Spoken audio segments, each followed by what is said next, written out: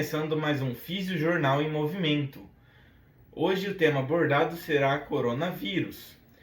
Algumas perguntas foram enviadas para nós no Twitter e será respondida pela nossa fisioterapeuta Bianca a seguir.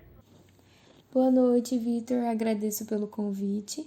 Vamos lá então para a primeira pergunta. Qual é o tempo de incubação do novo coronavírus? O tempo de incubação, então, se refere ao tempo entre a infecção pelo vírus e o início desses sintomas da doença. De acordo com a Organização Mundial da Saúde, no caso do Covid-19, esse intervalo varia de 1 a 14 dias, geralmente ficando em torno de 5 dias. Uma pessoa que teve o coronavírus e se recuperou ainda pode transmitir o vírus? Então, após essa recuperação do Covid-19, não há mais risco de transmitir a doença. Pessoas que usam medicação para doenças pré-existentes, se infectadas pelo novo coronavírus, devem interromper ou modificar seus tratamentos? Não. Os especialistas alertam que pessoas com essas doenças pré-existentes ou comorbidades, antes de interromper qualquer medicação ou tratamento, devem consultar um profissional médico. Fumantes correm maior risco de infecção pelo novo coronavírus? Sim, fumar danifica os pulmões e outras partes do corpo. Além disso, aumenta o risco de desenvolvimento da forma grave do Covid-19. O vírus que causa a doença Covid-19 está no ar? O vírus que causa a Covid-19 é transmitido principalmente através de gotículas geradas quando uma pessoa infectada tosse, espirra ou fala. Essas gotículas são muito pesadas para ficar no ar e caem rapidamente em pisos ou superfícies. Então é possível se infectar respirando o vírus se estiver em menos de 1 metro de uma pessoa que tem o Covid, ou tocando em uma superfície contaminada e levando as mãos aos olhos, nariz ou boca antes de lavá-las. Em média, quanto tempo uma pessoa infectada de forma leve está curada da doença? Em média, as pessoas costumam melhorar a partir do 7º dia e ficam boas em cerca de 10 dias, devendo ficar isoladas no mínimo por até 14 dias após o início dos sintomas. O coronavírus pode causar sequela mesmo depois de curado? As infecções graves por coronavírus podem deixar certo grau de fibrose pulmonar, mas isso especificamente em pacientes que vão para a terapia intensiva, sendo submetidos à ventilação mecânica. Então, os casos mais graves, como em qualquer pneumonia, podem estar associados a alguma perda da função respiratória, mas, normalmente, na maior parte dos casos, evolui para uma melhora sem sequelas.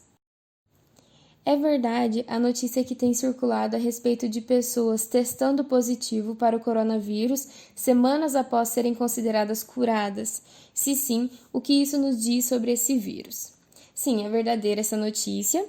Alguns pacientes, especialmente na China, voltaram a apresentar resultados positivos em testes laboratoriais, dias após não apresentarem mais sintomas. No entanto, é um vírus pouco conhecido e não existem estudos suficientes para esses achados. A infecção pelo coronavírus pode provocar sintomas graves? Sim, embora na maioria das pessoas infectadas apresente sintomas leves a moderados, o coronavírus pode causar sim sintomas mais graves e inclusive levar à morte. No entanto, até o momento, as formas mais graves têm se manifestado em populações já reconhecidamente vulneráveis a outros vírus respiratórios, como os idosos, as crianças, pessoas com doenças crônicas ou imunodeprimidas. Como é feito o diagnóstico do coronavírus? É feito a partir da coleta de amostras respiratórias de pacientes considerados suspeitos. São realizados testes baseados em técnicas de biologia molecular. A pessoa pode transmitir o coronavírus mesmo sem apresentar sintoma? Sim, a doença pode ser transmitida mesmo em casos assintomáticos ou antes de que a pessoa comece a apresentar sintomas mais claros. Durante o tempo de incubação, o vírus tem capacidade de transmissão. Por isso, é importante adotar medidas gerais, como lavar as mãos com frequência e não compartilhar objetos de uso pessoal. A vacina para a influenza pode proteger também contra o novo coronavírus? Não, tratam-se de vírus diferentes. Porém, neste momento irá auxiliar os profissionais da saúde na exclusão do diagnóstico para o coronavírus, já que os sintomas são parecidos, e ainda ajuda a reduzir a procura pelos serviços de saúde. Qual é a recomendação para quem suspeite que pode estar com o coronavírus? Em 80% dos casos, os sintomas são leves, semelhantes a uma gripe. Nesses casos, o essencial, segundo a Organização Mundial da Saúde, é evitar sair de casa, ficar de repouso e tomar bastante água. Se precisar sair, deve-se evitar circular em lugares fechados com muitas pessoas e pouca ventilação. Além disso, ao espirrar, deve-se colocar o antebraço ou um lenço na frente do nariz e boca. Utilize um lenço descartável para higiene nasal. Não compartilhe talheres, copos, toalhas e demais objetos pessoais. E mantenha uma distância mínima de 1 metro de qualquer pessoa. A tuberculose coloca uma pessoa em grupo de risco? Sim, a tuberculose e todas as outras doenças respiratórias. Antibióticos são eficazes na prevenção ou tratamento de Covid-19?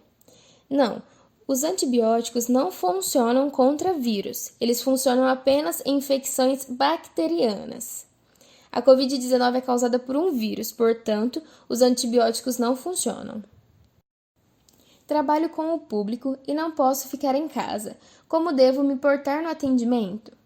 Deve manter uma distância mínima de 1 metro, evitar contato físico, não compartilhar objetos, higienizar com frequência as mesas, balcões, etc. Lavar as mãos com frequência com água e sabão ou higienizá-las com a preparação alcoólica. Máscaras caseiras podem ajudar na prevenção contra o novo coronavírus? Sim, a partir de abril de 2020, o Ministério da Saúde passou a recomendar à população brasileira o uso de máscara e orientar a produção de máscaras caseiras de pano, como alternativa mais simples para a proteção das pessoas e de forma a conter a propagação do Covid-19. Quantas máscaras de tecido devo ter? Segundo o Ministério de Saúde, é recomendável que cada pessoa tenha 5 máscaras de pano. Essa máscara deve ser trocada quando estiver úmida, suja ou quando completar 2 horas de uso. É possível se infectar através da relação sexual? Pela relação sexual, não, mas o beijo pode ser um transmissor do vírus. Quais são as pessoas consideradas como grupo de risco? Bom, são considerados como grupo de risco pessoas com anemia falciforme, problemas respiratórios, fumantes de longas datas, hipertensos, diabéticos, pessoas com doenças crônicas e idosos. O Covid-19, mais conhecido como coronavírus, teve seu primeiro caso em Wuhan, na China, e vem se espalhando pelo mundo todo, causando complicações respiratórias que podem levar à morte. Estamos com a repórter Ana Clara, que está ao vivo com uma paciente em quarentena. Olá, bom dia. Estamos com a Beatriz Valim, paciente que está sofrendo com essa pandemia, testou positivo para o Covid-19 e está se recuperando em casa, em isolamento e distanciamento familiar. Então, Beatriz, você estava em quarentena, fez alguma viagem para países que já apresentavam casos ou você estava trabalhando? Bom dia.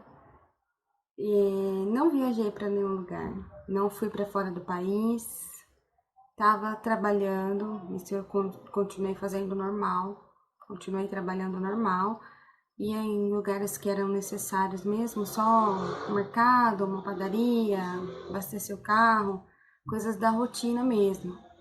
E aí depois que eu soube, aí não fui mais para lugar nenhum, fiquei só em casa mesmo de quarentena, né, no isolamento. E então, Beatriz, como foi ficar em quarentena dentro da própria casa? Pode nos contar um pouquinho? Então, o distanciamento é bem difícil. Eu tenho ficado só no quarto mesmo, né? Mais isolada do restante da casa, porque tem outras pessoas também que moram comigo, né? mas está todo mundo tomando as medidas. A maior parte do dia, todo mundo usa máscara e eu fico no quarto mesmo. Estamos seguindo desse jeito, tomando todas as medidas. E quais cuidados você adotou depois de ter confirmado o novo Covid-19? Então, quando saiu o resultado positivo, antes disso já estava, né? Quando eu desconfiei, já estava fazendo uso da máscara. E aí depois, mais ainda.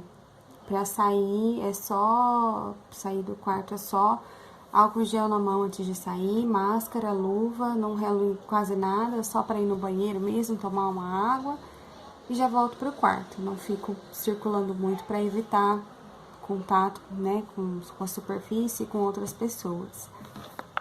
Veja agora a entrevista da repórter com uma paciente que precisou ser traqueostomizada devido às complicações do Covid-19. Estamos com a Beatriz Veronese e ela vai relatar porque ela foi hospitalizada e passou por uma traqueostomia devido ao novo coronavírus. Ela vai contar então para nós como foi esse tempo no hospital. E então, Beatriz, quais foram os seus primeiros sintomas? Oi, Ana, bom dia, tudo bem? Foi assim, começou com uma tosse seca, logo depois veio a febre e depois a falta de ar. Muita falta de ar, cada dia piorava mais, a ponto de eu precisar ser hospitalizada. E aí cheguei no hospital, fui entubada com insuficiência respiratória. Cheguei lá, eu fiquei 15 dias entubada, fui transferida para o quarto, fiquei mais uns 3 dias no quarto e vim embora para casa. E como que você se sente hoje? Olha, uma nova menina. A gente não valoriza, assim, a gente não sabe a importância que é ser saudável, o simples fato de respirar, o quão forte isso é, o quão importante é, até que a gente simplesmente não consegue fazer sozinha. E é horrível. E é o que eu falo para todo mundo, gente, se cuida, que é muito ruim. Não é fácil mesmo. E tá com curativo? Como está sendo esses dias em casa? Em quarentena? Como tá sendo? Agora eu tô quietinha em casa, me recuperando. Tô me recuperando da tráqueo. E a gente vai indo desse jeito. Então tá bom, Beatriz. Então essa foi a Beatriz, nossa entrevistanda de hoje. Muito obrigada, Beatriz, por aceitar o nosso convite, viu? Tenha um ótimo dia. Muito obrigada novamente. O novo coronavírus já infectou milhares de pessoas pelo mundo. O número de mortes aumenta a cada dia, deixando pessoas angustiadas pela perda de seus familiares e amigos. Veremos agora o depoimento de Ana Paula, que perdeu seu irmão por conta da doença. Hoje estamos aqui com a Ana Paula Boraschi. Olá, Ana, bom dia, seja bem-vinda. E a Ana Paula teve uma vítima do Covid-19 em sua família e hoje ela irá nos contar como foi passar por esse período turbulento, desde o diagnóstico até o dia da sua perda, mostrando então como foi todo esse período, qual a sua visão sobre o vírus e o que ele realmente mostrou em sua vida. Olá, bom dia! Quero agradecer pelo convite, por falar em nome de tantas outras pessoas que estão sofrendo devido a entes queridos se tornarem vítimas fatais da Covid-19. Hoje, eu quero expor o que o coronavírus trouxe em minha vida. Todos nós sabemos que já levou milhares de vidas embora e ainda não parou, deixando famílias assim como a minha em profunda tristeza, sem saber o que pensar, o que agir, o que realmente fazer. Não existem modos de pará-lo, mas existem meios para evitar que a população sofra mais. Muita gente ainda acha que é irrelevante, apenas mais um vírus, assim como tantos outros que já surgiram. Na real, é muito mais que isso. Minha família foi vítima desse vírus. Perdemos uma pessoa que amamos e que nunca mais vamos sorrir juntos ou fazer algo juntos. Simplesmente acabou. Por isso, a importância desses cuidados. Ao contrair o vírus, o meu irmão começou a sentir sintomas como tosse, febre e uma dificuldade para respirar. Foi hospitalizado e foi positivo para a Covid-19. Começou então o nosso período de quarentena. Não podíamos sair e nem ir ao hospital, nem vê-lo. Informações quase não tínhamos. Ficou internado, necessitando de fornecimento de oxigênio. Mas não foi suficiente, ele teve que ser entubado. E lá ele ficou por mais de uma semana, em tratamento intensivo, na tentativa de melhora de seus sintomas. Mas seu quadro só foi piorando, até que o vírus tomou conta e ele não resistiu. Sim, esse foi o pior telefonema da minha vida, a pior notícia, com certeza. Uma dor imensurável. A dor da perda é algo inexplicável, só quem passa e ama sabe o que significa. Pois é o momento da despedida. Nunca mais poder ver aquela pessoa não tem explicação, não tem palavra que conforte. É Deus. É por isso que eu estou aqui hoje, pois não é uma brincadeira. Tem sido uma lição para nós sermos mais humanos, darmos a real importância de um abraço, de um aperto de mão. Não é só quando perdemos alguém que temos que ter esses valores. Cada minuto importa. Por isso, ame intensamente as pessoas que Deus coloca em sua vida. Depois que perdemos, não adianta mais. Acabou. O que nos resta são as recordações. Meu irmão tinha 23 anos, sem nenhuma doença, nenhum fator de risco, cheio de sonhos. Por que isso aconteceu com ele se ele não tinha nenhuma predisposição para o vírus? Esse si que tanto nos aflige. Por isso, é importante nos cuidarmos e protegermos nós e a vida de todas as outras pessoas, sempre seguindo as medidas preventivas do Ministério da Saúde, porque o vírus não escolhe o mais bonito ou o mais feio, o mais rico ou o mais pobre, e nem o mais idoso ou o mais jovem. Ele pode simplesmente infectar qualquer pessoa. Queremos dedicar o último bloco de hoje para homenagear os profissionais da saúde que arriscam suas vidas para salvar as vidas de quem amamos. Em especial, quero enaltecer os fisioterapeutas, que além de promover a qualidade de vida e reabilitar, também atuam na linha de frente em combate ao coronavírus. Um profissional que às vezes não é citado o seu nível de importância dentro de uma UTI no combate ao novo coronavírus. Além de médicos e enfermeiros, é de extrema importância e muito essencial a presença de um fisioterapeuta na linha de frente. E por isso hoje vamos conversar com a fisioterapeuta intensivista Ana Paula Zanardi. Olá, Ana Paula, bom dia, seja bem-vinda ao nosso jornal. É um prazer recebê-la aqui hoje. Olá, bom dia, obrigada pelo convite. Imagina, Ana. Poderia começar então nos explicando o papel e a importância do fisioterapeuta dentro da UTI? É claro, é um prazer poder falar um pouco do que estamos vivendo, não é mesmo? O fisioterapeuta ele tem inúmeras funções dentro de uma UTI. Entre elas, ele realiza as manobras de higiene brônquica, importantes para a limpeza mucociliar e prevenir complicações decorrentes do acúmulo de secreções nas vias aéreas, casos que precisam de oxigenoterapia e necessitam ir para a ventilação mecânica, devendo estar atento aos parâmetros colocados para o paciente, acompanhando sua evolução. Um ponto importante é que a ventilação mecânica é um fator de risco para desenvolver fraqueza muscular, ainda mais em períodos prolongados, como 3 semanas. Então, o papel do fisioterapeuta também é realizar a mobilização precoce e exercícios terapêuticos, que a gente conhece como passivo, ativo assistido, ativo, dependendo de cada paciente. Essas condutas são sempre avaliadas e reavaliadas, e todas essas abordagens são individualizadas, levando em conta que cada caso é um caso. Entendido, Ana. E quais são os equipamentos que vocês devem usar, equipamentos de proteção? É importante que os profissionais utilizem capote, luvas, máscaras com alta capacidade de filtração, touca e óculos ou protetor facial, de preferência descartável. Entendido. Realmente tem que seguir todas essas recomendações e esses cuidados, né, dentro da UTI. E por que você acha que é tão importante seguir essas recomendações preventivas impostas pelo Ministério da Saúde? É importante para que se evite o colapso da saúde pública. Sabemos que temos poucos leitos e que não tem para todos. Então, se possível, fique em casa. Quando precisar sair de casa, use máscara e não se esqueça do distanciamento social de 2 metros. E quando chegar em casa, coloque suas roupas para lavar e tome o banho. Uma curiosidade sobre lavar as mãos é que os vírus e as bactérias são revestidos por uma membrana de lipídios. O sabão, quando entra em contato com essa membrana, a rompe e deixa o vírus e as bactérias desprotegidos.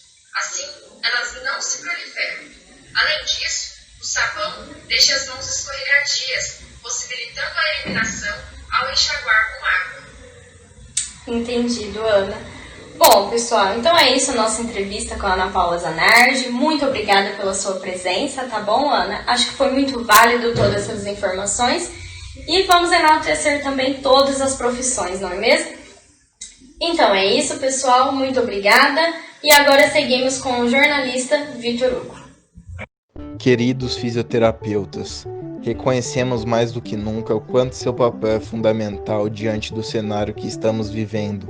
Reconhecemos que às vezes seu papel vai muito além de colocar em prática seus conhecimentos sobre como restabelecer a funcionalidade do paciente nas diversas situações, mas se colocam ali, à disposição daquele que necessita, tentando atender seus desejos e necessidades, ouvindo o que ele tem para falar e às vezes fazendo o papel de um familiar que ele tanto queria ter por perto no momento da enfermidade.